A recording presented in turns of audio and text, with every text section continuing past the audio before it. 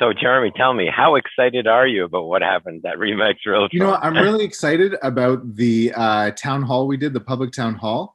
Not only did we have, I think, about 250 people registered and most of those joined, but what I really loved was seeing so many agents post about it, talk about what we're doing differently, post some quotes from it, share the live stream that we did. And I think those who took advantage of it are going to see the rewards in their business. And interestingly, for those who are part of social media co-management, we posted on your behalf that the town hall was happening. And I know of one agent specifically because the emails come through when people registered, they got my email. And so I know of someone, and I passed it on to them. It was their client who registered, and I passed it on to them, and they didn't even know that their client was on. Yeah, So the opportunities are pretty amazing from it. and that's what the difference is today, Jeremy, is you can get so much mileage from free advertising, free promotion. Right after the meeting, we had we had 355 people who had been watching it on Facebook. So that was 500 people last night, and that's going to swell. I think our last one, we had 8 or 9,000 people who saw the town hall. And the purpose of the town hall, guys, is nothing more than to bring your name to your client's attention. And the hope is that you call them up, you invited them to attend, and more important, you call them up this morning, go, did you see it? Oh, no, I didn't see it. Well, it was great. The market is hot. Is there anything I can help you with? We are trying to give you an excuse to call your clients and to stay top of mind with them. So I hope you're utilizing that approach, because that's going to result in a lot of extra business. Yeah, and if you're watching this and you feel like you missed out and you didn't get a chance to promote it, what you can do is later on today, it's Thursday now, we're going to be sending you the link to where it is on YouTube. You can go ahead and write a nice email, send that to your database, and then follow up with a phone call. Same thing. Did you see the email I sent? Did you watch the town hall? There's some amazing real estate information in there for investors, for homeowners, for downsizers, for upsizers. And Alex and Cam always talk with a positive manner, so you can be confident that they'll talk about the great opportunities available to your clients. So I hope everyone watches that. Good. I agree with you. It's getting.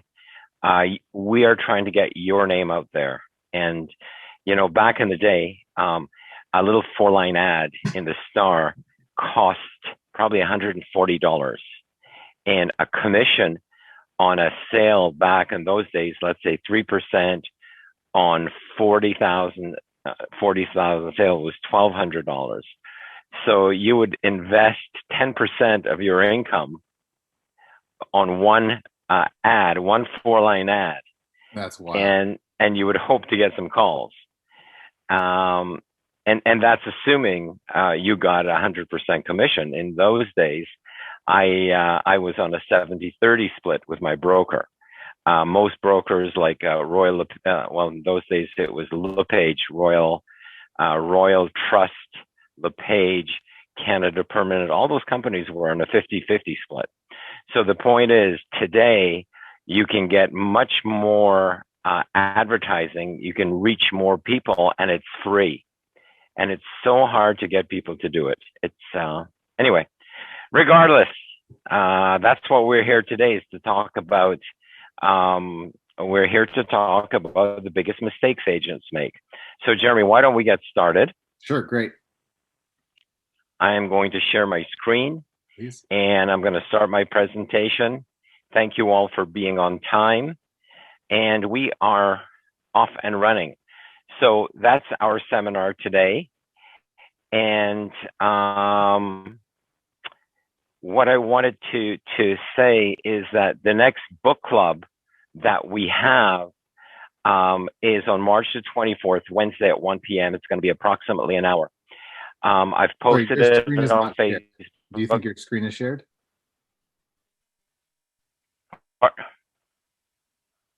Yeah, let's try that again then. Good thing you're watching, Jer. Let's try that again. Let me go. Hold on. Okay, share screen. Excellent. How's that? Perfect. Is that working, Jer? Yeah, perfect. Yeah.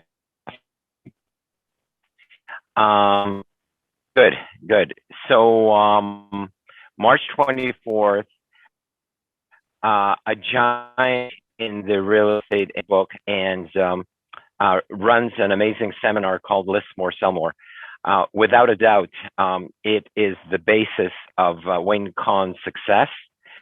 Jerry is a amazing gentleman.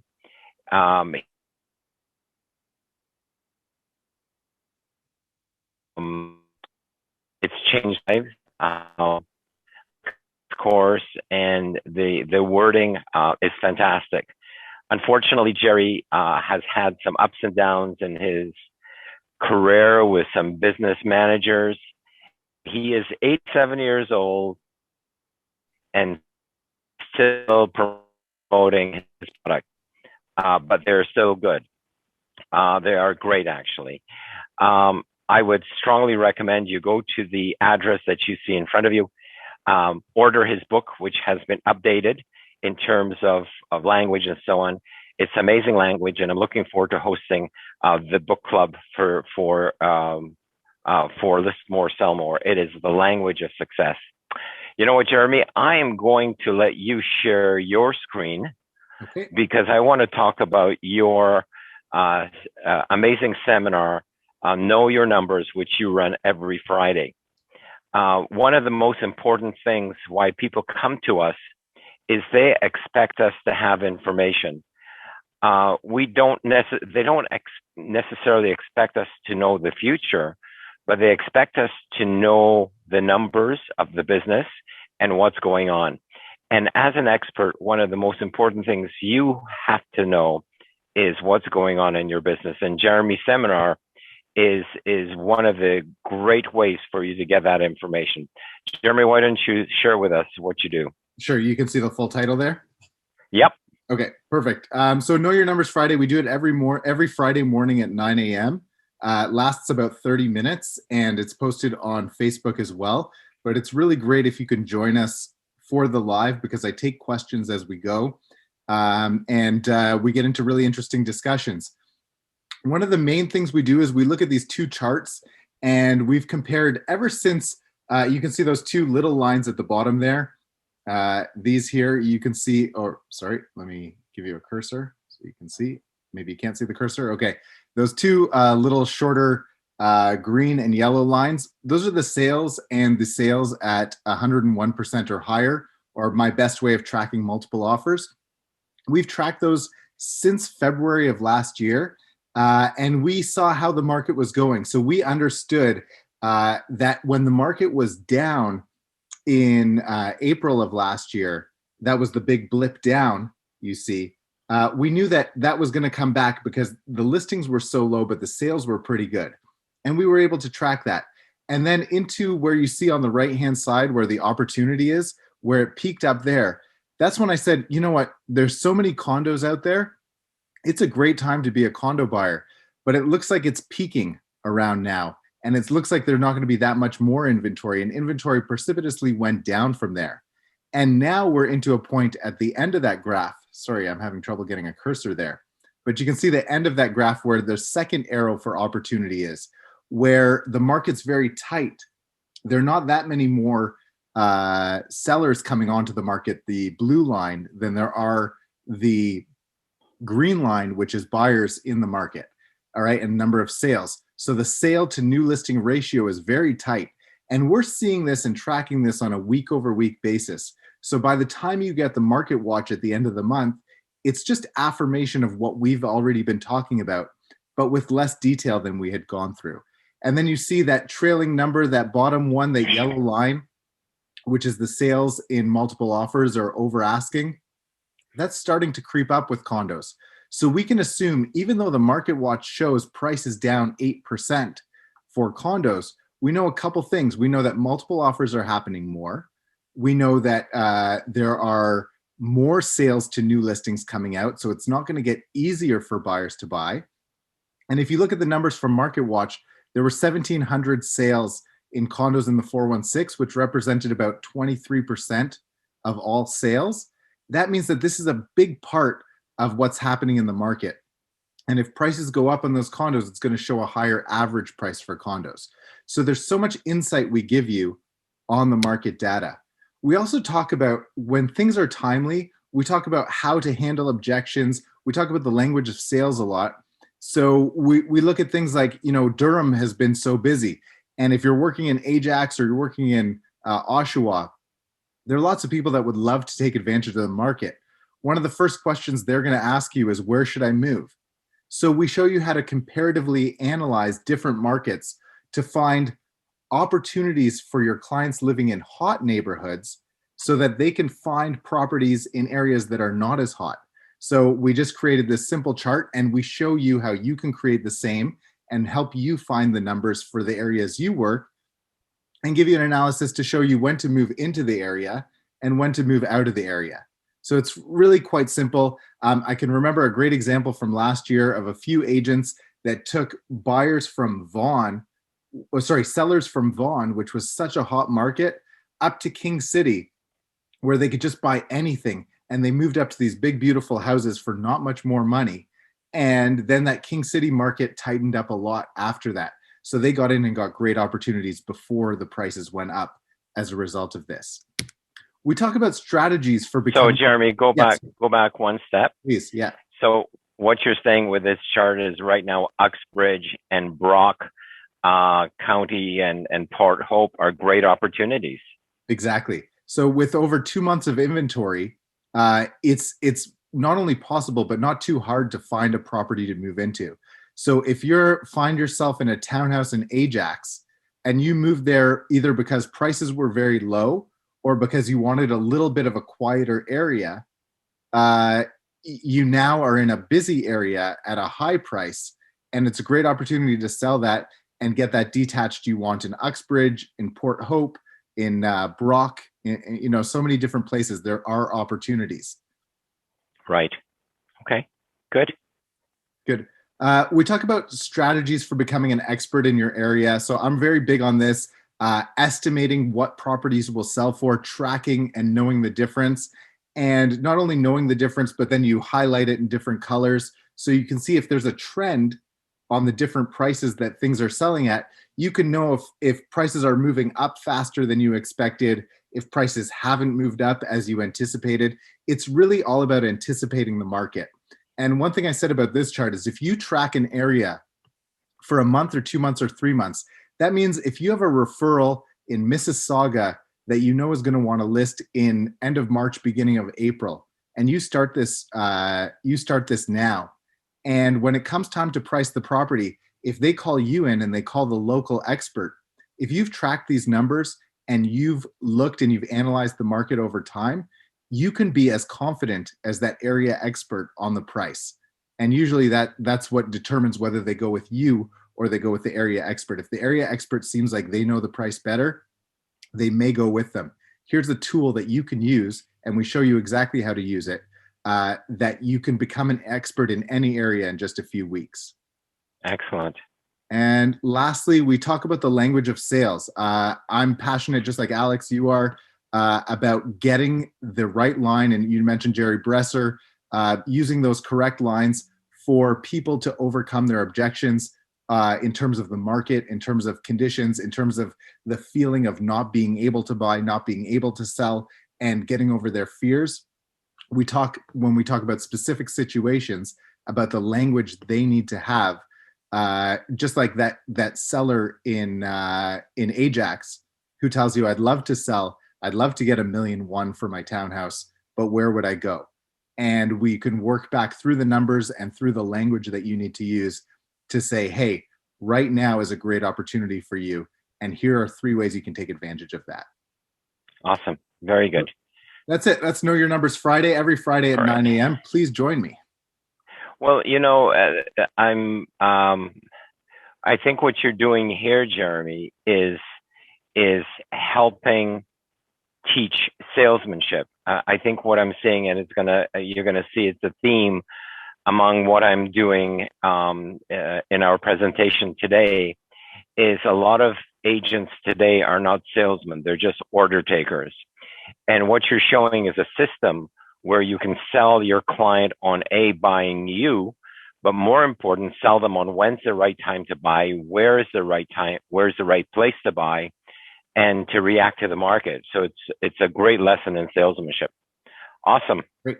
Thanks. All right, let me see if I can share my screen. Yes. Okay, let's see if this works. Okay, we're good. Perfect. Can you see? Excellent. So thank you, Jeremy. This was you, know your numbers. And what we're talking about today is the biggest mistakes agents make. 2020 turned out to be a great year. And 2021 is even starting out better than that, with sales up 52%. I mean, in the middle of a pandemic, in the middle of a lockdown, who would have ever imagined that sales would be up 52%? Well, you guys are doing an amazing job, and we're really proud of you. As your team members, our job is to help you do even better. The presentation today is about the most common mistakes I see agents making, which is holding them back from even greater success. Each one of these mistakes is worth several deals alone per year. And what I'm asking you to do is, you can't do them all, right? Pick two. Pick two that you say, wow, this is easy, I'm going to start doing it. And then next year, you'll take another two. But what I'm asking you to do also, which is going to be the difference between implementing it and not implementing it, is write it down and commit to doing it. Okay, so let's talk about mistake number 15, is not fixing your mistakes. When you screw up, fix it, whether it's misinformation to a client, colorful signs. A lot of signs look so good as a mock-up. Like that. I mean, that looks beautiful, but the truth of it is it's hard to read. And I see agents have designed beautiful letterhead and beautiful bus benches, and it's colorful and it's nice, but it's absolutely useless. Just too much color. So if it looks good in a mock-up, but it comes out bad, it's better to fix it right away. And here's a couple of signs that I saw I thought you'd get a kick out of. This sign should be changed right away. What do you think, Jeremy? I love that. Yeah. And so how long will it take for them to change that sign? And my favorite, here's this one. You should post it in your area, Jeremy, with all the kids running around. Hunting with shotgun only. So people make mistakes all the time. The key is to fix it. Wrong choice of a farm. How can you choose a farm wrong? Usually, well, you've chosen the wrong price range where there's limited turnover. Or perhaps you end up saying, I don't like the people who live in this area. And sometimes you make a mistake saying, wow, there's one agent in this area who really sells everything, so I don't want to work in that area. Let me be frank. There's no one agent who has more than 10% market share in any area, because it's very difficult to get higher than 10%, because the more you promote to get your name known and the more people call you, just as many start to hate you because you're too prominent and you're doing too much business. So there's no such thing as not going into an area because there's an agent dominant. If that agent is dominant, is because they're doing a good marketing job, and there's always room for other people to come in and do a marketing job as well. You've got to be the alternative. So don't avoid a farm because of one agent. And the key is, the truth of it is, look, we all make mistakes. And the challenge is, how quickly can you fix it? We opened a virtual office probably about 7-8 years ago. agents told us, I don't need a manager, I don't need an office, I don't need meetings, I just want a cheaper plan. Give me a virtual office. And so we created a virtual office. Within 3 months, we saw that without a manager, without services, the agent's production kept dropping and dropping. And very quickly, we closed down that office and converted it to a full service office. Mistake number 14, and these are not particularly in any one order. Farming, everybody wants to do farming because it sounds like an easy way to make money. It's a very hard way to make money, but it works. It's called farming because, like a farmer, you pick a piece of land, you clear away the trees, you pull out the rocks, you pull out the brush, and then you plant, fertilize, water, and weed. And then you know what you do? You fertilize, water, and you weed. And you know what then you do? You fertilize, water, and you weed. And you do that over and over again. And it takes anywhere from 18 months to 24 months for a farm to start paying off. And most agents just do not have the commitment of doing it for 2 years. Not only that, and it also requires 35 flyers a year for 2 years. And that's the amount of water and fertilization that is needed to make this farm successful. And if you go, well, 35 seems like a lot, I think one every 2 weeks. So 35 flyers works out to one flyer every 10 days. If you go, well, you know what, I'll just do one flyer every 2 weeks. One flyer every 2 weeks is 24 flyers versus one every 10 days is 35. So 50% more flyers means 50% more recognition, more results. And so here's what it really takes to be a successful farmer. And depending on your neighborhood, the more expensive the neighborhood, the longer it will take to establish your name and for results to come in. But the key is it's going to take you 18 to 24 months before it starts paying off. You also, if you want to improve your results, you need to either door knock or cold call once every 3 months. And you want to send out every 4 months in-mind items. What's an in-mind item? Well, you know that old saying, out of sight, out of mind. Well, you want to give them stuff with your picture on it and your phone number on it so they see you constantly. Things like calendars, to-do pads, shopping pads, flower seeds, perhaps in the spring. And then once you start establishing yourself in a neighborhood, that's when you bring in billboards and bus benches, which reinforce your flyers. So it's expensive. It's time consuming. Do not do what most people do. They go in there, they work it for 6 months, spend a lot of money, and then abandon it because it doesn't work. It takes corn 3 months to come in as a crop. It's like you're saying, okay, I'm going to plant corn. You plant corn today and you fertilize it and you water it, and you go tomorrow or next week or in a month and go, why is there no corn here? Well, because it takes 3 months. So unless you're prepared to do a farm for 2 years and to do it properly, please do not waste your money, because it's nothing more than a waste of money. Number 13 is ego. Get over your ego of seeing your name in lights. The purpose of a bus bench or a billboard is to create new clients. It's not to make your old clients see your face. Your clients know you. It's not so your mom is proud of you. Oh, look, there's my son. She's going to do business with you anyway.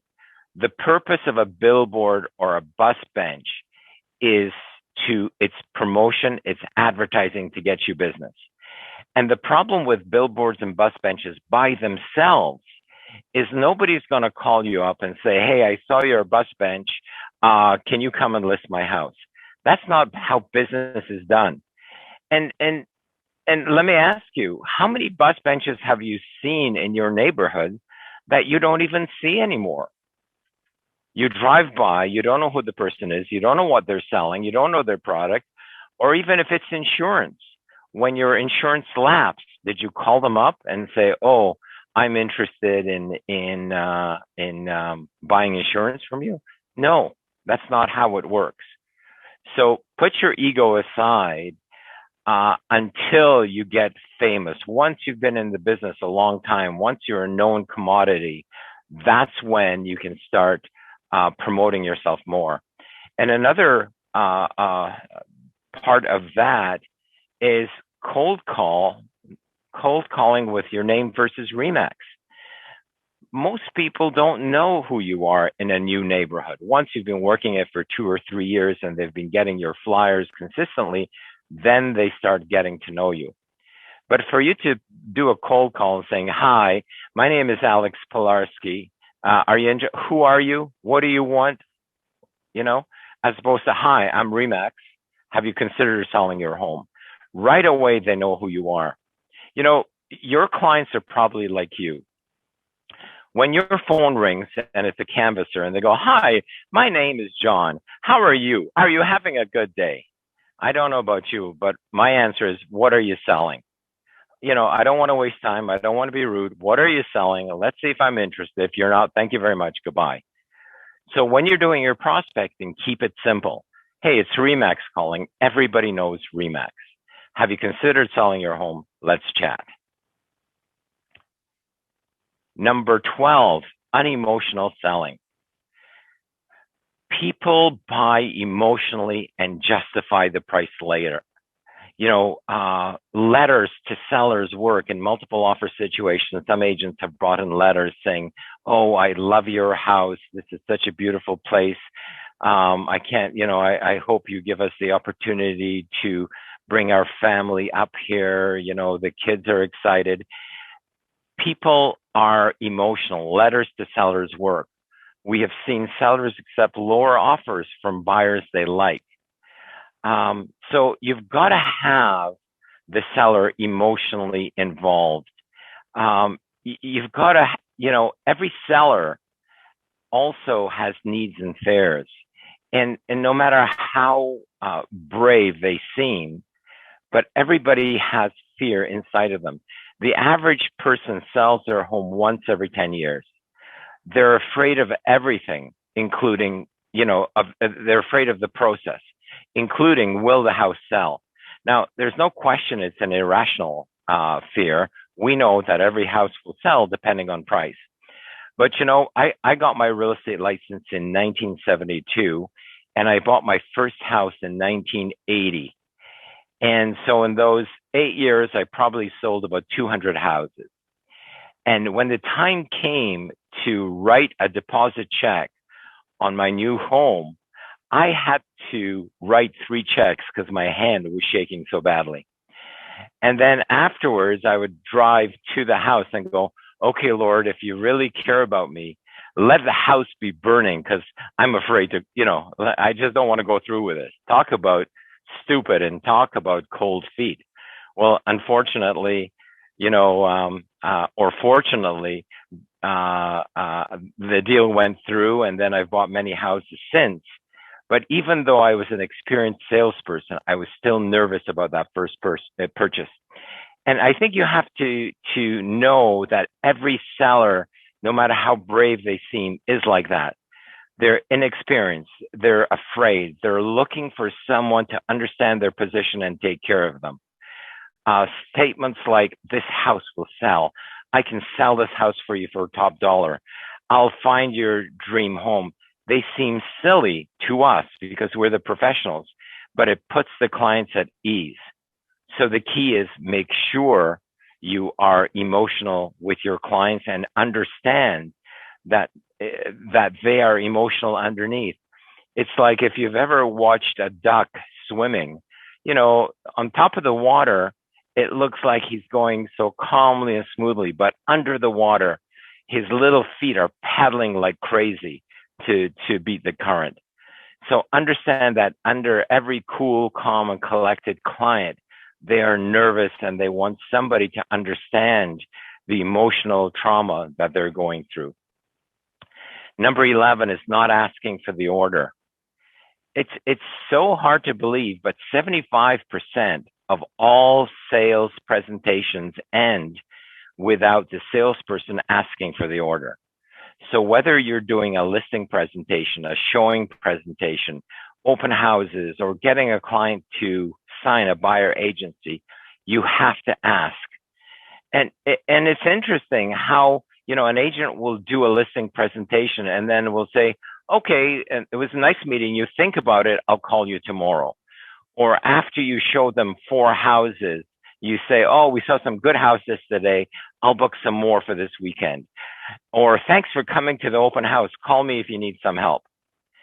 Here's the key that this is something you've gotta, I hope this is one of the items you write down. Never, ever, ever, ever, did I say never? Leave a presentation with a client without asking for the order. So obviously you've done a listing presentation, let's get started. Let's say you showed somebody 4 houses and they are awful houses. If you walk away and you didn't ask the question, you failed your job. So you could say something like, wow, those 4 houses were really something else, weren't they? They were not the best we could see. Out of those 4 houses, which one did you hate the least? Okay, this one. Okay, I know you hated them all. Is there a price that you could get this house at that would make it worthwhile? And you'll be shocked at how many people say, well, they're asking $1 million. I guess if we could get it for 900,000, it'd be worth it. So you've got to ask the question. As long as you're asking, and the same with an open house, by the way. If somebody walks in and walks out of the open house, you earn $15 an hour. But if you ask them the question, what did you think of the open house? Would you like to try an offer? You just earned $250 an hour. So when you're acting as a salesperson asking sales questions, you're earning at $250 an hour, between $250 and $5. When you are not, when you're being a taxi driver, just driving people around, when you're sitting at a house and letting people come in and out, oh, let me know if you have any questions, I'll be happy to answer them, you're earning money at $15 an hour. So I hope you really commit to never letting a face-to-face presentation go again without asking for the order. And of course, not being disappointed if you don't get it, because everything is a matter of statistics. If you ask enough times, you get. And then there's the old rule of if you can get 6 no's, the client cannot say no for the 7th time. And if you need proof of that, just look at your kids. Kids are amazing. They never give up. Can I have ice cream? Can I have a cookie? No. Why can't I have a cookie after dinner? Well, but I want a cookie now. No. Can I have a little bite? Okay, fine. Eat the cookie. So just be politely persistent and don't be afraid to keep pushing. Number 10, I see agents confused about their role. And it's getting worse. Agents are taking over the sale as if it was their house. I speak to an agent and they say, oh yeah, I bought a house last night. Oh, you bought a house? Congratulations. Where are you moving to? Oh, no, it's not me. I bought a house for a client. Get over it. You didn't buy anything. You helped a client buy a house. And why I'm so strong on this is agents seem to be trying to take over the process. Oh, you know what? I can't recommend this price to my client. I don't want to present your offer. Or, wow, prices have gone up so much. My client wants to buy, but I'm not comfortable with him buying at such a high price. Who are you to decide what a house is worth or whether a client buys or doesn't buy? Your job is to give your clients enough information so they can make the right decision for themselves. Once you start taking over the sale or the decisions of the sale, you are now having one foot out of the door of getting a business, of staying in the business. You know, Richard talks about the story of there was a couple of signbacks. The clients go, "Wow, this house is great. We're prepared to buy it." And Richard said, "No, you know what? Let me see if I can save you $5,000." Well, they said okay because they trusted him.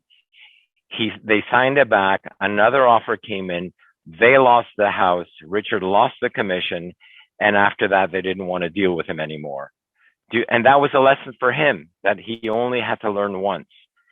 Your job is to give the clients information. Their job is to decide. Do not stand in the way of a client of buying or selling a house. And I'm seeing a lot of agents doing that these days. There are two parts to sale, just so you know. One is, what price did they buy or sell at? The second is, how were they treated? And, you know, the price is forgotten in 6 months. Those of you who bought something expensive in the last year, remember how you sweated over it. Can I afford this? It's so much money. Should I do this? Shouldn't I do it? And finally, you did it. And now all that's left is either you enjoy it or you don't. But you forget the price. But how you were treated, you never forget. So we had a salesman who, he was with us in 1988, 89. And in those days, he was selling 50, 60 houses a year. And it was a rising market. So he would have sold a house for $150,000. And 2 years later, it would be worth $300,000. And none of his clients ever came back to him. And he was so upset. He said, "Oh, I got him such a good deal. I did this is so much for them, and yet they're listing with other people." And that's the reality. Is even though he thought he had found them the right house, they felt it was their house. They had bought it. They had found it. Yes, he helped, but they didn't like how they were treated. And so whenever you take over from a client, you are not allowing them to express themselves. You do not have a right to take over the sale. The other thing that I'm seeing today is agents doing a lot of shortcuts, not doing signbacks, verbal counteroffers. Somebody saying, "Oh, well, what do you think your client will take?" "Well, he's listed for $1 million. You know, why don't you bring in 900,000, or why don't you bring in 950?" How can you do that? You just reduce the price. Your job is to say the property is listed for $1 million. Bring in your best offer. Let me work it for you. And then I'm seeing agents, like I said, not doing signbacks, negotiating over the phone. Well, okay, so you brought an offer of 900,000. My client is going to sign it back for 990. 990. You told me he was going to accept it. No, I never said he was going to accept it. I said you could start there. Okay, well, fine. So now he's signing it back at 990. Why don't you talk to your client, to your buyer, see what his best offer is? Okay, he calls you back. Okay, it's 930. You go back to your clients. You know, that is not how you sell real estate. Those are shortcuts. The more time a client is involved in a deal, the more they will pay, or the lower the seller will accept. It's like buying a lottery ticket. You start dreaming. Remember when you bought a lottery ticket? We've all bought one lottery ticket in our lifetime. Then you go, "Wow, if I won the $1 million, what would I do? I would do this. I would do this. I would do this." And then you have a time of fantasy.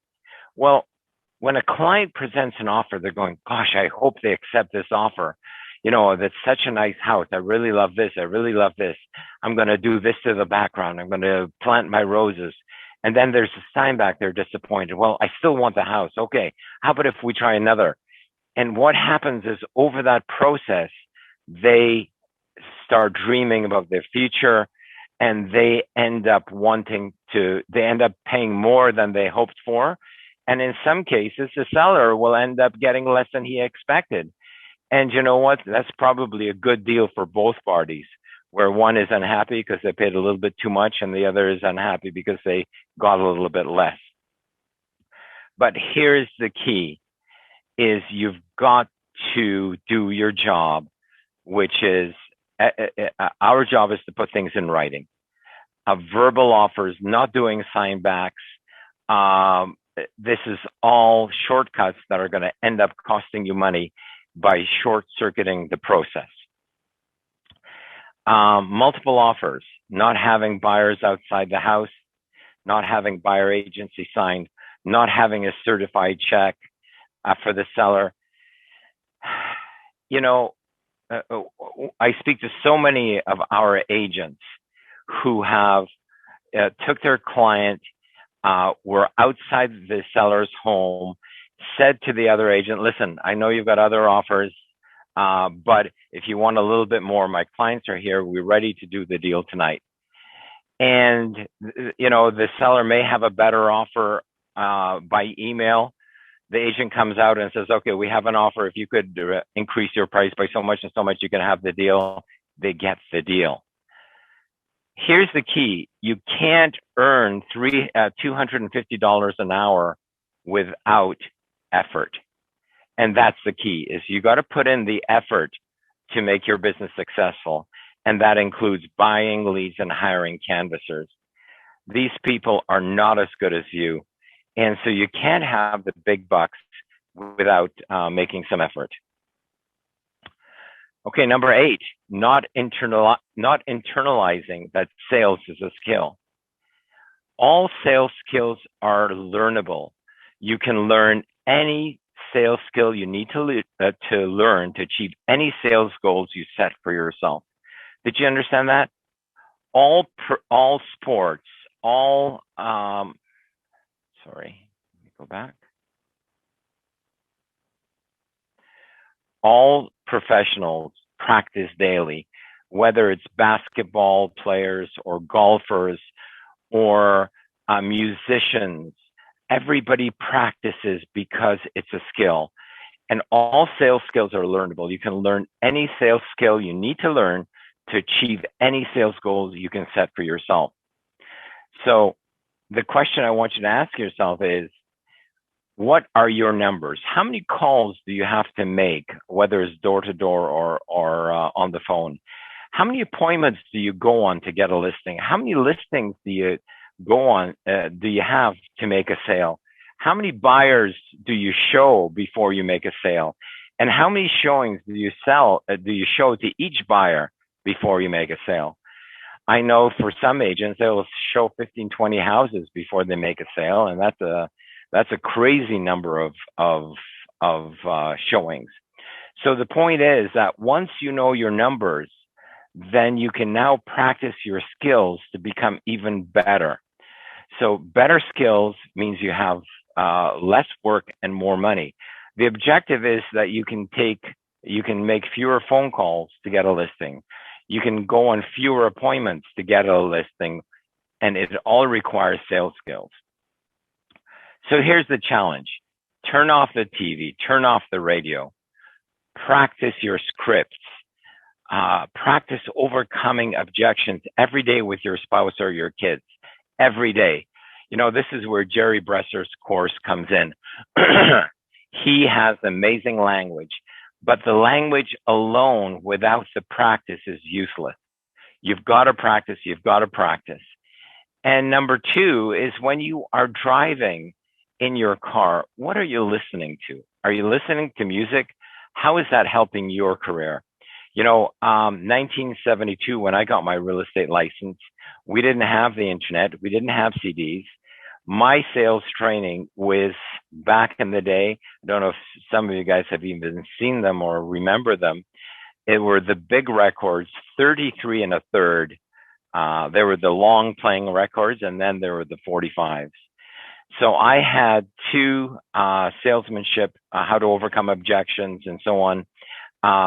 And I took them from my record player and I copied them onto my cassette tape. Back in those days, there were no cassette tapes in cars. I had a portable cassette player. And so I copied the big record onto my tape recorder, which I ran in my car as I was driving to and from work every single day.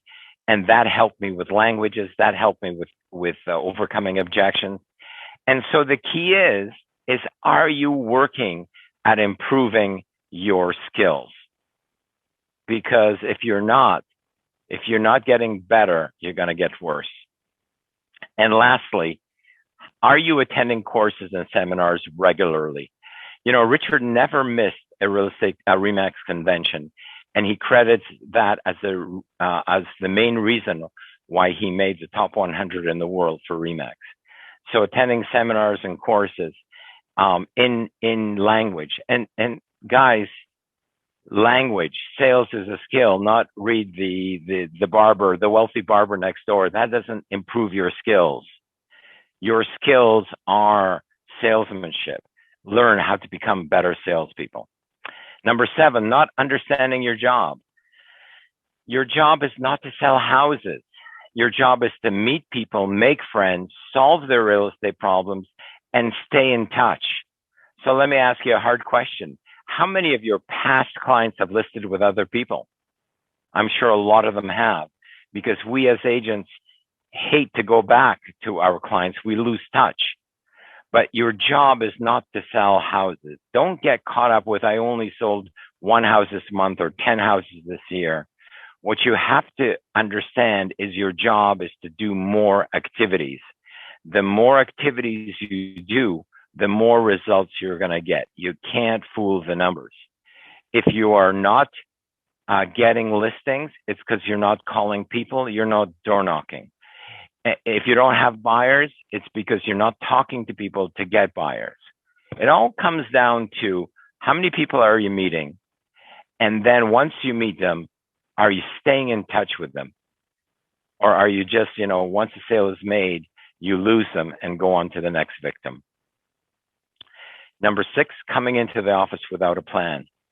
And if you don't have a plan, then the truth of it is you're going to achieve exactly that. We as salespeople are paid by the hour. If you are talking to clients about real estate, you are earning $250 an hour. If you're doing anything else, you're earning $15 an hour. So before you come into the office, decide what is it that you're going to be, what rate are you going to be working at? And if you're not sure how much you made last year, well, the average person worked 40 hours a week times 50 hours, which is 2,000 hours. How much did you earn last year? Divide that by 2,000 hours. And you can see what you're worth an hour. And now your job is you can raise that average by talking to more people. And if you don't want to talk to people and you don't want to earn income at $250 an hour, that's okay. It's your life. But for that amount of time, practice your hobby, play with your kids, have fun. Don't come into the office and just bum around and check emails every 5 minutes and see what's happening. Because nothing's happening. What you have to do is to make things happen, and that means talking to people. Refusing technology. World has changed. COVID has created a dramatic change in the way business is done. Real estate is definitely more virtual. Consumers will continue to drive the new normal by expecting virtual presentations, 100% complete contactless transactions. And so if you want to be in the business and you want to be there for a while and you want to have a successful business, you've got to learn the new virtual technologies. I mean, Jeremy, we run dozens and dozens of courses every month to help you. But the old saying, you can drag a horse to water, but you can't make him drink. You've got to make a commitment that you're going to try to improve your technology. And the new technologies today have really blossomed. Virtual pre-listing presentations, which we prepare for you. Virtual open houses. Jeremy did some amazing seminars last year on how to hold a virtual open house. And we were doing 40, 50, 60 virtual open houses last year and picking up clients. Virtual showing, Safe Connect showing management. all of these things, and now, of course, we have virtual touch-free legal services. You've got to commit to learning the new technologies. Not having a reason why the client should use you. You know, other than the fact that you're nice and you're cute and you're going to really do a good job for them. That's not good enough. You know, the first law of business is competition. It requires tremendous focus and discipline to do the things necessary to attract the clients to buying you. You're the one that they have to buy. Your competitors get out of the bed every morning thinking about how they can put you out of business. They want to take away your customers and your sales. Just think about it. They're not out there just seeing what happens. They want to take away your business. To market effectively, you've got to be clear about your competitive advantage. What makes you different? What is your unique proposition? Why should I deal with you? And if the only answer is because I'm cute and cuddly and I'm nice and I'm going to service you well and I'm going to do a good job, that's what the agent who sold one house all year last year says.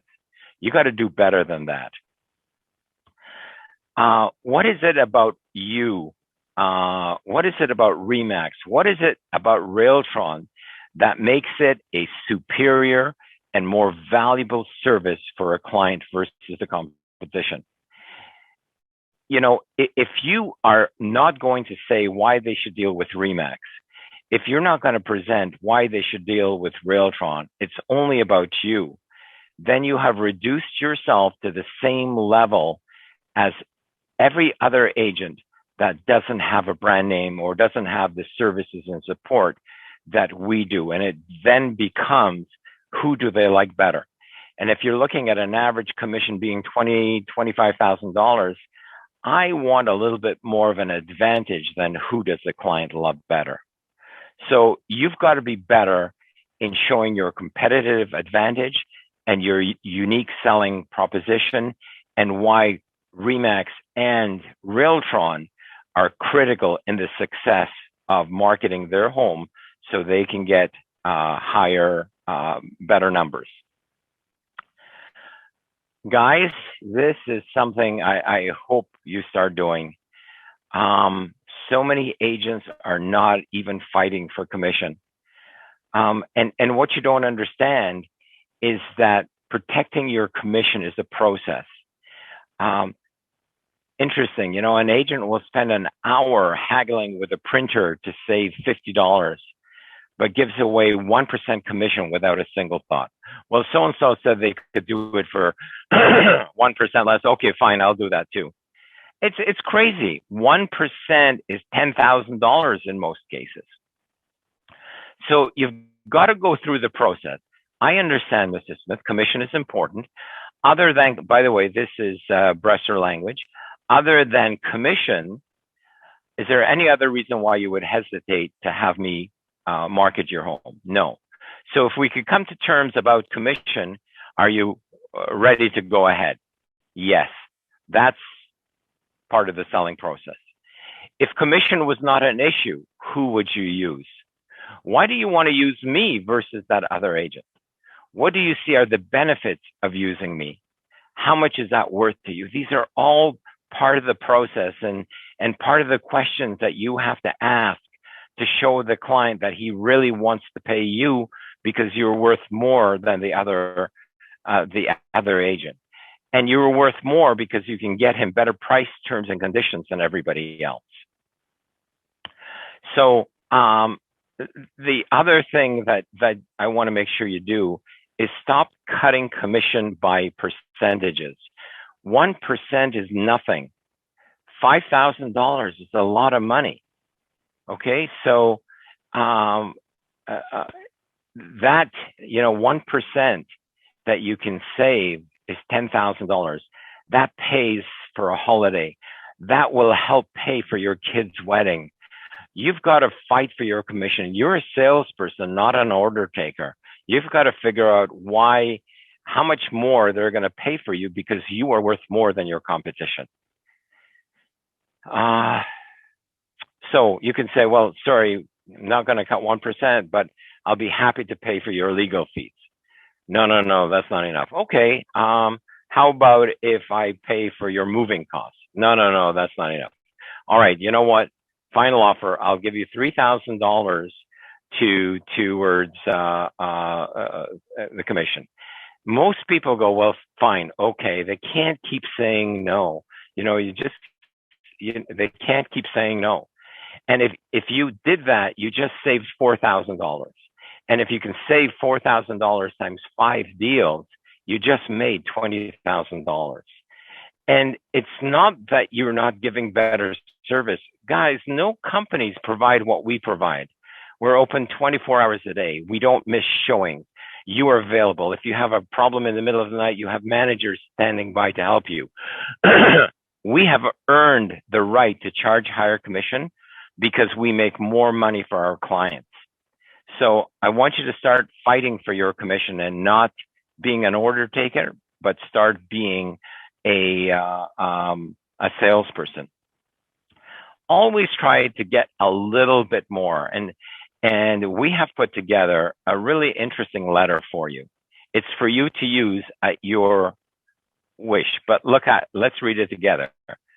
To all sales people recommission cutting, the cost of our legal and admin obligations and responsibilities with respect to the processing, ongoing management. Sorry, I'm not going to read all of it.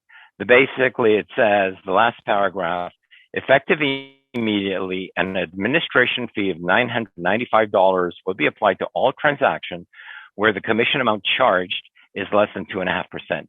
Now, this is not a company policy. We're not implementing this, but we have this letter which we've put aside for you. Get your manager will sign it for you. You can now say to a client, okay, I'll do 1% less, but I'm sorry, my company is insisting that I charge $995.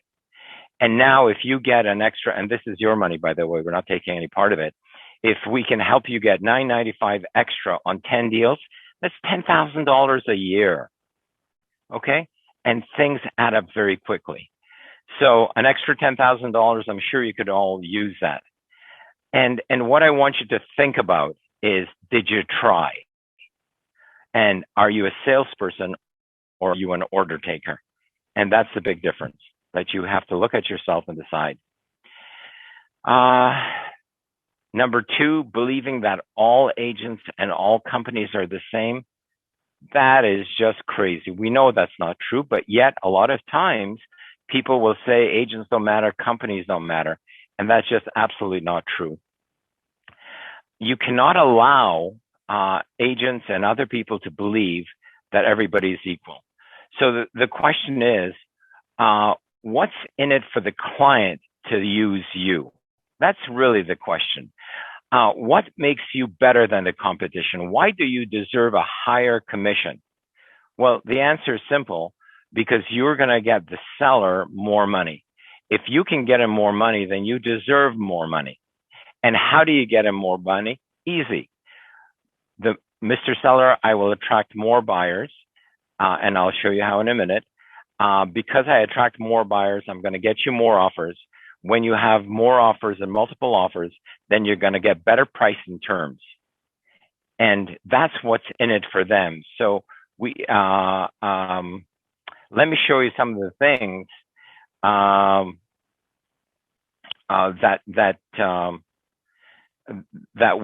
will show them, first of all, what's in it for them. And what's in it for them is that we're going to get them a higher price for their home. One of the ways we're going to do that is the fact that we are open 24 hours a day with our live people on staff, that we never miss a showing, we never miss offers, and we get the job done for them. Secure showing system, it protects them, and it protects their family. Now, if you're not saying anything at all that Remax Realtron or Remax does for them, then in fact, you're just strictly going in personality against you and that other agent. Remax market share, this is from Google Trends. I like to use this one, which shows the number of, a comparative number of, sorry, one sec, let me do this. This shows you that for on the internet, every time Remax gets 69 hits, Home Life gets 3, Keller Williams gets 0, Century 21 gets 9, and Royal LePage gets 26. So, Mr. Client, which company will attract the most number of buyers to you? Obviously, we will. Then, of course, we have our advertising. You've had throughout the market last year. And of course, no other company other than Remax has this massive marketing brand campaign, which we know people want. 26% of all of Treb's listings are sold by Remax, right? So, you know, more people sell with Remax because not because we're number one, but because we're the best. And so when you look at an average person, this is the biggest asset that they will sell. Do they want somebody who's number 2 or number 3 or an unknown? They want a worldwide professional company that has a proven track record of success. So, you know, by the way, guys, congratulations to us. We just signed a new contract with Remax, 5 years plus another 5-year option. And why am I mentioning that is because everybody approaches us, buy a Home Life franchise, buy a Royal LePage franchise, buy all these different franchises. And the truth of it is Richard and I look around and we have never seen a company that is better than Remax that can help our agents achieve their goals. So we re-signed for another 5+5. Because it's the best game in town. It's the best company. People know about it, and buyers and sellers trust the brand name. Which comes back to number 1, is not utilizing the brand. You know, a brand establishes your credibility. It breaks a tie. It earns you higher commission, and it attracts you.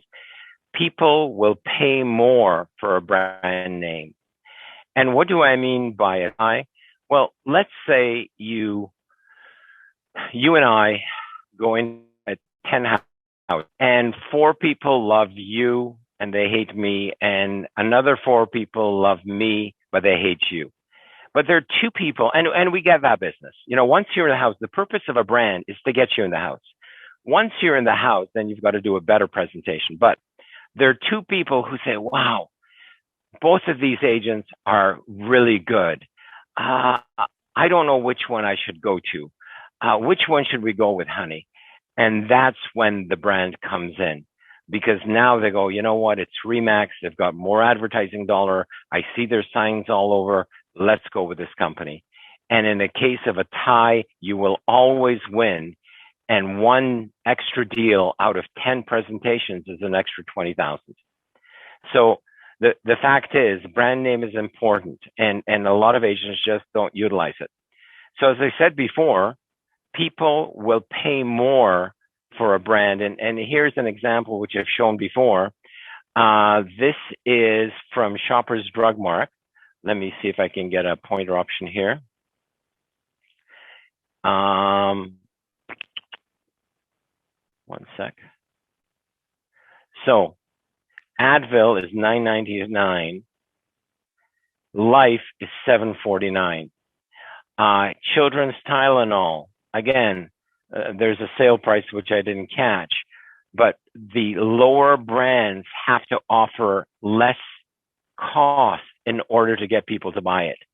Here's a Robaxacet compared to Life's Robaxacet, and they have to reduce the price almost in half just to get people to buy it. So the lower brands have to charge less because they have nothing else. They don't have the name. They don't have the reputation. And I have to tell you guys, I would not be surprised if this extra strength ibuprofen was made by Advil, if actually Robaxacet made this material for Life, but people buy brand. We are in a brand name society. And, a lot of people say, I'm not a brand name person. Well, really? If I said to you, here's $75,000 choose a great piece of German car engineering, which would you choose? Mercedes, Porsche, or Volkswagen? I don't know whether you're going to choose the Mercedes or the Porsche, but I know for sure you're not going to spend $75,000 on a Volkswagen. And let me show you the reality, because I was in that position and the world was in that position. 2004, here is the Porsche Cayenne. Porsche Cayenne. And here is the Volkswagen Touareg. It's the same car. Volkswagen and Porsche got together and they designed the same body car. The only difference was some lights. And of course, this had a Volkswagen engine and this had a Porsche engine. And this car I bought for $75,000, and this car was $68,000. And I went, who in the world would pay $68,000 for a Volkswagen when you can have a Porsche? And here's proof number 2. In 2004, let me erase all ink. In 2004, Volkswagen brought out an amazing car. It was the Phaeton. This car in Canada was $123,000. And you know what? Nobody bought it. And the chief executive of Volkswagen basically said at the 2004 event about Phaeton's poor sales were due to Volkswagen, here's his quote, underestimating the weakness of the brand. And so nobody doubts that a Volkswagen is a great car, but it's just not worth that kind of money. So whether you believe it or not, we are very much in a brand name society. And I think what happens is a lot of people go, well, I know a lot of agents who are at Remax and they're not successful. The truth of it is Remax is not a jet plane flying all of its passengers to success.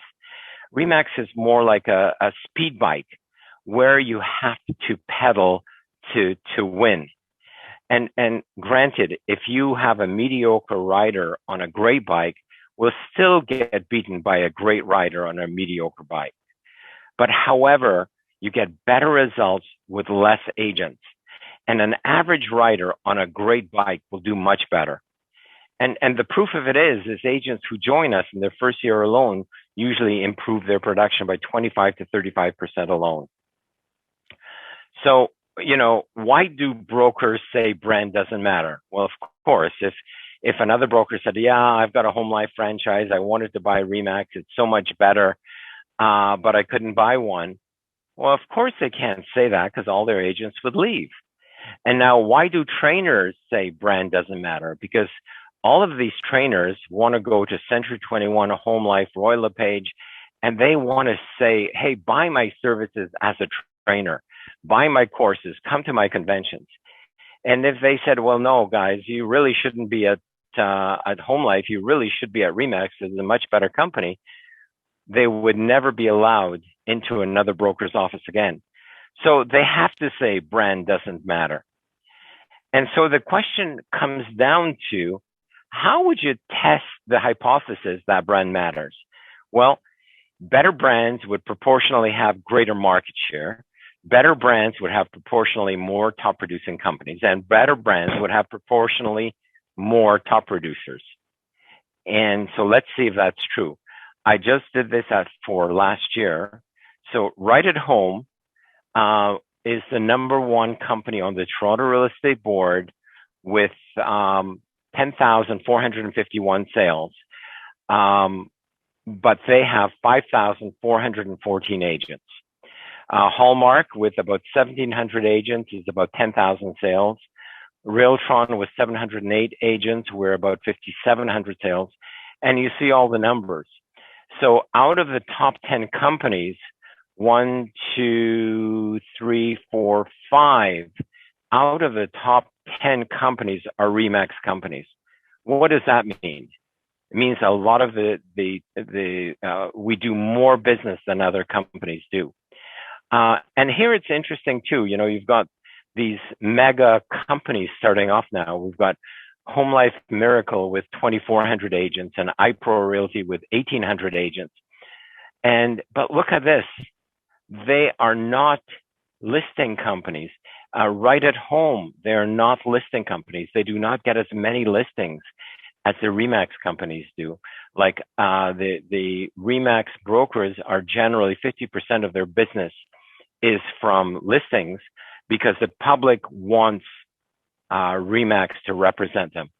With their vast numbers of agents, they pick up buyers and they sell our listings. But that's the difference. So as you can see, 5 out of the top 10, 1, 2, 3, 4, 5 are Remax. So that brings the hypothesis that the better brands would be in the top part of the market. So that's true. Here are the agents in the top 100 for TREB. You would think that, again, the better brands would have more agents. Well, 45 of the top agents into the TREB 100 for last year were Remax agents. 17 were Royal LePage, and you can see the others. This proves it all. The top agents are with top companies. And it's hard to become a top agent unless you're with a top company. And this was a survey done by Remax. Which of these companies' logos do you associate with excellent? This is what the public thinks. And you've got to go with what the public is thinking because they're the clients who are going to be dealing with you. And so the question is, if you're selling your home, do you want a company associated with excellence or not? What's more important to you? And I have to tell you, people buy brand and people pay more for brands. We all do. And here's interesting, which of the below most impacted your decision when choosing a real estate agent? So 14.7% of the people were interested in brand alone. Isn't that interesting? So if you're not utilizing the brand, instead of having access to 100% of the population, you now have only access to 85%. And don't say to me, well, my clients love me and they'll talk to me and they're only going to use me. Of course, because they know you. But the battle for clients isn't the people you already have. The battle today is for those clients that you don't have. The purpose of a brand is to attract more people to you. The purpose of the brand is to help you get more money, to get paid higher because you provide a higher quality of service. And you know, about 10, 12 years ago, we did a great, we hired a photographer. We went downtown and we asked 45 people about who would they use. Well, it's called our Streeter Scene, and it's available. If you go to our website, it's one of the videos there. It's about 25 minutes. And the question was, if you were to list or buy a home, which real estate company would you choose? We did this ourselves, guys. It's an amazing video that you should share with your clients and put it on your Facebook and website. And so here was the answer. Out of the 45 people, 23 people said they would list with Remax. 11 didn't know, and there's the numbers. So in my mind, this shows you the value of the brand. And if you're not utilizing the brand, then you're hurting yourself. You're not getting those extra sales. But like, not all Remax agents are the same. Not all Remax companies are the same.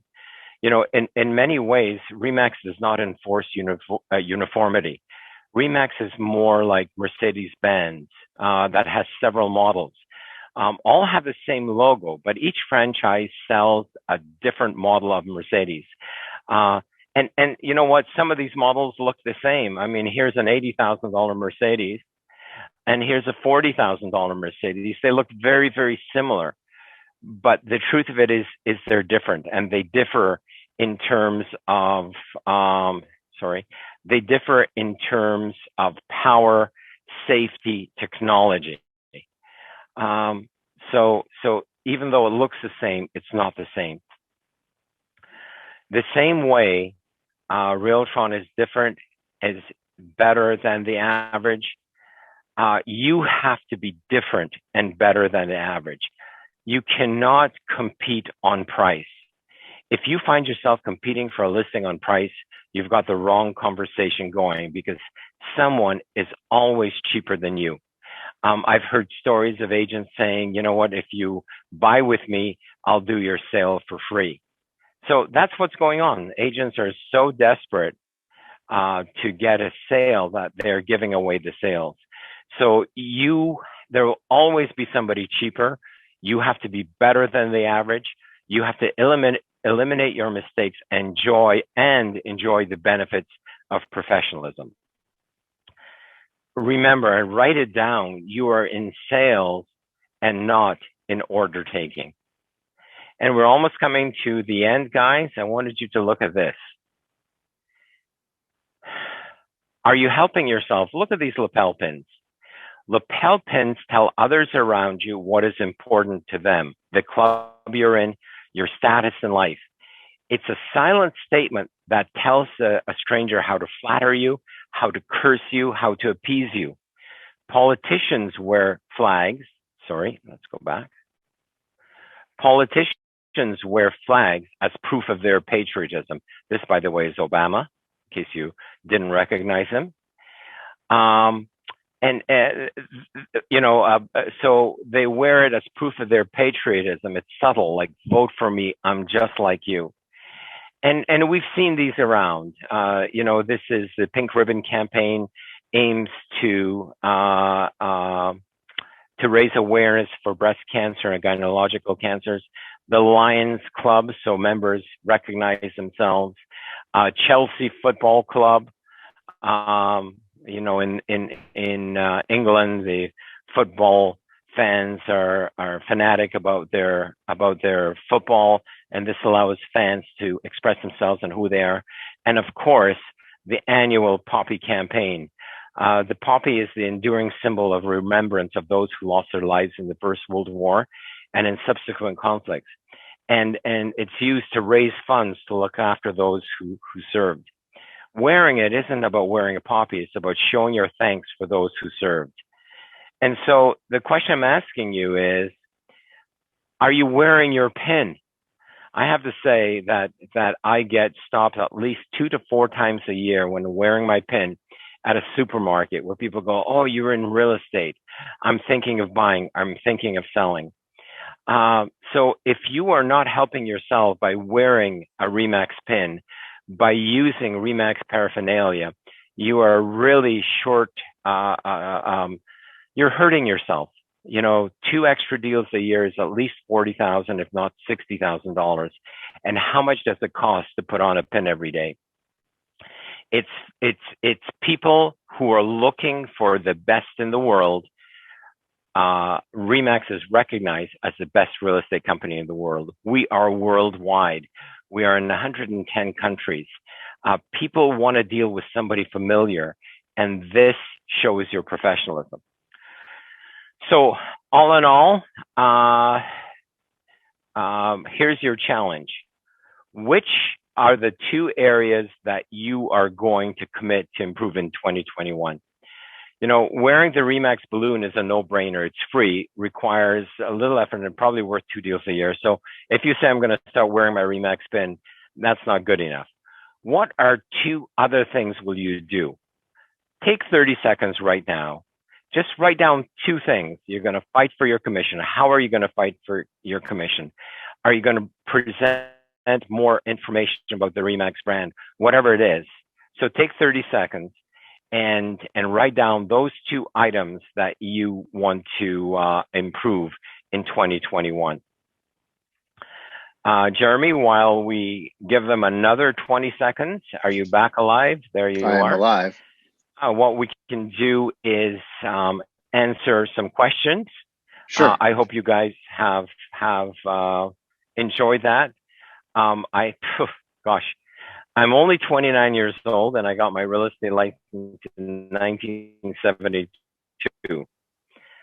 So how does that work, Jeremy? Well, now I don't know how that works, but I understand why. You were only about 11 years old when I started in real estate, so you didn't tell me about all these mistakes I was going to make. Because I have made almost every one of those mistakes. We all have. And the key isn't making the mistake. The key is fixing the mistake. And honestly, what happens is it's called a shortcut. It looks so expedient. If I do this, I can stop doing that. Why do I have to drive to my client and present the offer? Why don't I do it by phone? It's easy. And unfortunately, easy often pays low. Hard pays high. If you are working as a salesman, like I said, $250 an hour is minimum, $250 to $500 an hour when you are selling, talking to people and selling. If you just put people in your car, drive around and go, okay, so I showed you 6 houses. Let me know, if you want to see more. Good night, goodbye. You just earned $15 an hour. So stop taking shortcuts. That's huge. All right. Any questions? Yeah, nothing's coming. Where do we get a Remax pin? Your manager should have one. If your manager doesn't have one, we usually give out pins in exchange for a $5 donation to CMN. So most branches will have them. Of course, at this crazy COVID time, supplies are more uncertain than normal. So check in with your manager if your manager doesn't have them. We have lots of pins. We've given out dozens of pins over the years. Yeah. But what I would say is these pins are not that expensive. They're probably $2 each. There's a couple of Remax suppliers online. Order 20 pins and put one on every jacket you own. Ladies, we have pins with jewelry. We have fancy pins. But the truth of it is red, white, and blue is recognized. People know that is a sign of Remax. Don't get too fancy. If you are working, promote yourself. If you're not working, take off your jacket, put on your sweatshirt, and do something else. By the way, sorry, Jer. Yeah. We have so many of our agents who go to the gym with their Remax bottles, with their Remax gym bags, with their Remax paraphernalia. And I always hear people saying, oh, you know what? I was at the gym, I got stopped, and I started telling them about real estate. Promote yourself. It's free. I remember my dad had a Remax jacket. Any other questions? Can you hear me okay? Fading out. Okay? Okay, I think you might be back. Now you're coming back, maybe? Your dad had something? It's amazing. I heard your whole seminar perfectly, and now I'm freezing up. Okay. So my dad had this Remax jacket we wore, and we were at the airport one year, and someone was moving, and they stopped him he talked to them at the airport for 20 minutes, came back and did a deal with him and paid for our whole trip. So yeah, it works. Remax probably spends $100 million a year in North America saying this is the brand of a full-time professional who is the best in the industry. Why would you run away from that brand? Sorry, Jeremy. Right. No problem. Got a few good questions. How often would you recommend changing flyers in your farm? This is also a big mistake I think people make, changing too often. Yeah, figure out how big your farm is. First of all, commit to the numbers. And number is more important than quantity. In building up a farm is more important than quality. So what ends up happening, somebody says, oh, I can do these cheap flyers and I can do 35, but I'll only do them 24 times a year, but they're so much nicer. It doesn't work. You need quantity, not quality. So the answer is you've got to figure out what it's going to cost your farm. You want to make sure that everybody in the farm gets something from you. Anyway, the answer is for 2 years, you should basically have the same color scheme, the same picture, the same financing, hot deal of the month. Here's a chart for the market. The Dear Friend letter, which I prepare every month, there's 12 a year that you can send out. So the answer is you do not change them, because if you change the flyers, it looks like somebody else. You want them to see the same person over and over again. So your picture, Remax colors, and in the middle, you can change just listed, just sold, or whatever other message you want. I think that's a more succinct answer. I would say keep it the same at least 5 years. Yep. How would you deal with a potential client who won't negotiate commission, is adamant about listing for 1%? Would you walk away? Depends. We all hate to walk away from business. I think you have to understand their motivation. You have to understand how bad their price is. I mean, if they're going to price it and you think you can sell it in one day, gosh, it's hard to say no. But you've got to, usually people who are that adamant about price are not easy to sell their homes, because they want too much money for their home as well. So I think the real question is, who else are you talking to and that will take it for 1%? Well, I'm talking to Jim. Okay, so you spoke with Jim. He said he would do it for 1%. So why do you want me to do it? Well, I prefer you. Why do you prefer me? Okay, why do you prefer me? Okay, because I think you've got 24 showing. I can never reach him, blah, blah, blah. How much is that worth to you? Is it worth 0.5%? Right? Negotiate. And then add that $9.95 at the end. So don't be an order taker. Fight. Nobody's going to say, you're negotiating too hard, I don't want to deal with you. They will never say that. If they want you, they want you. So fight for yourself. It's your money and your family's money. And like I said, if you can save $5,000 on 10 transactions, that's an extra $50,000 a year. Yeah, and the 1% is, if you set a hard minimum at like 4% or something like that, no matter what, you wouldn't go below it. It's $5,000 more for the seller, sorry. And if you sit with them and you say, you don't think I can get you $5,000 more, you should hire someone else. Right. Or you take a step back and go, how did I not prove that a home life agent who sold 3 houses last year doesn't have an answering service, their office is closed, you're comparing me to that kind of guy? Mm-hmm. No wonder, he's going to get you 0. Right. What's your forecast for condos in the 416? We're going to talk a bit more about this and Know Your Numbers Friday tomorrow, but we're bullish.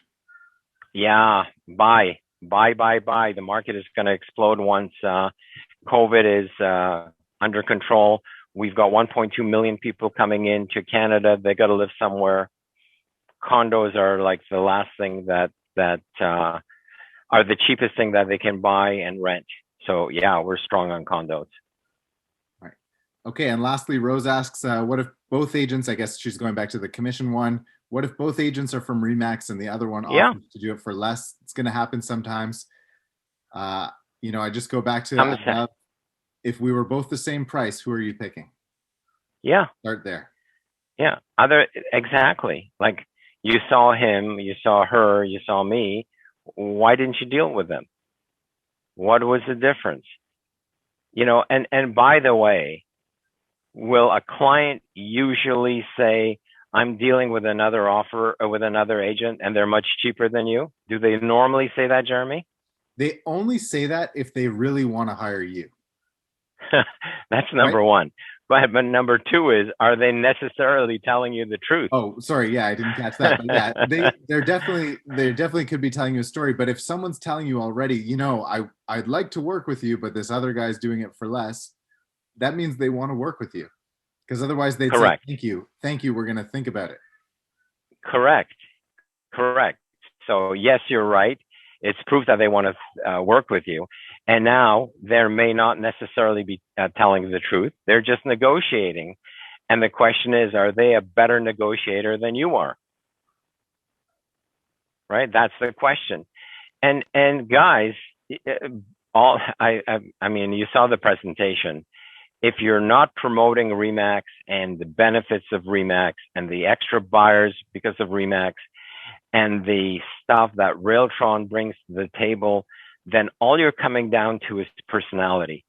And when you go personality against personality, you've got a 50-50 chance of winning. That's not good enough odds. I want to give you a 90% chance of winning, which means you've got to utilize your brand, you've got to utilize Railtron services, you've got to utilize the managers, the support, the virtual services we have. We have designed such a great program that you are able to get a higher commission if you try. And lastly, let me point your attention to Broker Bay. And we've got pre-listing text messages you can use. We have pre-listing packages. We have a brand new listing package that either is just up or just about to go up. We've got a lot of tools for you that you can use there. Send them some market charts, bring them some data they've never seen before, and it should be easy to separate yourself from the competition in most cases. Right. Yeah, and it starts off with, what does the average agent do, which is nothing. They walk into a house, they go, I'm going to do it cheap, I'm going to price it low, we're going to get multiple offers, and then I'm going to get you above asking. That's the extent of their service. If that's all that you're saying, well, you're probably saying I'm cute and cuddly and I'm nicer than them, but that doesn't add up to much. But you got to show them why. WIFM, what's in it for them to hire you at 2.5% commission? What will you bring to the table and do for them? And if you can't answer that question, then you're going to lose every time. Right. Know Railtron Accelerate, know the electronic lockbox, know the home warranty system we have, and a whole bunch of other sales tools that we 24/7. You know, if you guys are trying to show properties on the weekend, half of the properties are not accessible because the offices are closed. Our listings are always available. That's huge. That, you know, 1 or 2 extra offers means you're going to get a lot more money for your house. That's the difference, is our properties are accessible 24 hours a day, as are sign calls and flyer calls, right? People want to hear from you right away. All right. Was that the last question, or is there a last question? Thank you, Alex. That was great. All right. Thank you, everybody. I'm going to go back and think about all the money I could have made if I didn't make all those mistakes, and try and improve a couple of the mistakes I'm making currently. All right. Thank you. Have a great weekend, everybody. Thanks, Alex.